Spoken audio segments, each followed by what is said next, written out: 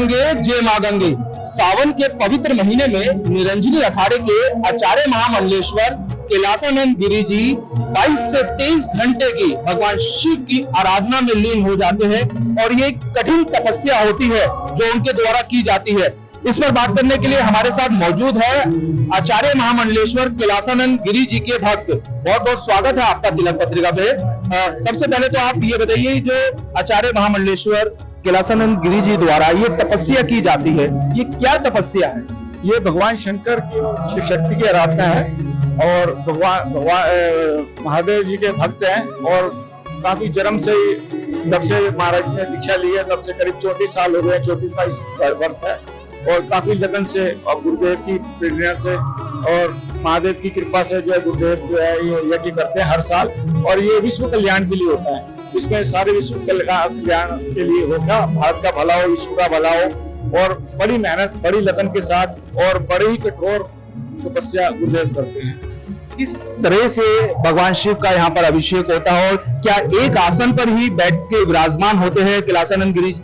हाँ, गुरुदेव जी एक ही आसन पर बैठते हैं और सुबह से ही पूजन होता है, ब्राह्मणों का पूजन होता है, देवी देवताओं का पूजन होता है, फिर महादेव का अभिषेक होता है, जल स्नान होता है, फिर उनके बाद पंचामृत का स्नान होता है, फिर फलों का स्नान होता है, फिर भोग लगता है, उसके बाद फिर स्नान होता है, फिर पूजन होता है। तो ये कंटिन्यू चलता रहता है और फिर दोपहर के बाद करीब रुद्राभिषेक होता है। उसमें गुरुदेव के बड़े बड़े भक्त, बड़े बड़े लोग, बड़े बड़े विद्वान लोग भी आते हैं जो विधि विधान के साथ गुरुदेव के साथ मिलकर यज्ञ को पूरा करते हैं। क्या जब तक पूजा की विधि चलती है क्या आसन से गुरुदेव उठते हैं? नहीं, गुरुदेव पूरे आसन से नहीं उठते, केवल गुरुदेव जल या गोमूत्र का जो मिलावट जल पंचामृत होता है वही सेवन करते हैं और अन्न वगैरह नहीं लेते गुरुदेव। सुबह बैठ के शाम को कई बार रात को 11, 11:30, 12, 12:30, 1 भी बज जाता है पूरा विधि विधान के साथ। फिर उसके बाद महादेव की आरती, माई की आरती होने के बाद तब गुरुदेव अपने आसन से उठते हैं। उसमें काफी कष्ट हो जाता है, पैर गल जाते हैं, पानी में रहना पड़ता है, तो भक्त लोग काफी मेहनत से फिर उनको उठाते हैं।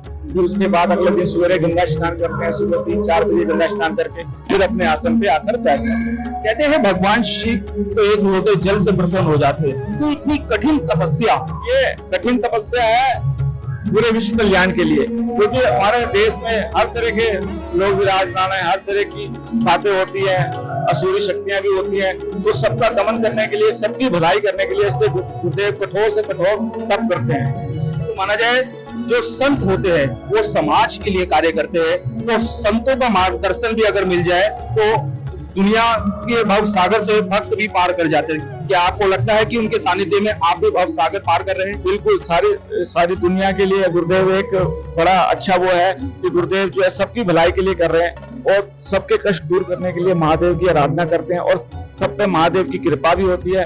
कई बार यहाँ पे नाग आ जाते हैं, काला नाग भी निकलता है, व्हाइट नाग होता है, कभी किसी को नुकसान ही पहुंचाया, यज्ञ के बीच में भी आ जाते हैं, कई बार देखने को मिला है। तो माई की भी बहुत शक्ति है और महादेव की भी बहुत शक्ति है। आपके गुरुजी द्वारा जो किया जा रहा है कठिन तप है, उसमें भागीदार बन रहे हैं। बस हम तो महादेव के दर्शन करते हैं, गुरुदेव के दर्शन करते हैं और यहाँ आके सबका जीवन सफल हो जाता है। और यहाँ जो भी आता है वो कभी खाली हाथ नहीं जाता।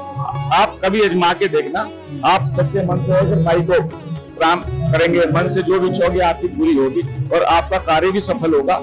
इस स्थान में बहुत शक्ति है, गुरुदेव में बहुत शक्ति है और बड़े बड़े विद्वान लोग यहाँ पर आके तप और जप करते हैं। कैसी अनुभूति होती है जब आप यहाँ इस पूजा पाठ में यहाँ पर आके? तो जी कोई भी कष्ट का पता नहीं चलता। जब आदमी बैठ जाता है तो भगवान में लीन और गुरुदेव की शरण में बैठ जाते हैं तो सारी चिंताएं फिक्र सब दूर हो जाती हैं। बिल्कुल, जिस तरह से इनका कहना है कि आचार्य महामंडलेश्वर कैलासानंद गिरी द्वारा समाज के कल्याण के लिए इस कठोर तपस्या को किया जा रहा है, क्योंकि सावन के महीने में इस तरह की तपस्या भगवान शिव को जल प्रसन्न करती है। देश के पहले धार्मिक न्यूज चैनल तिलक पत्रिका के लिए हरिद्वार से मैं आशु शर्मा।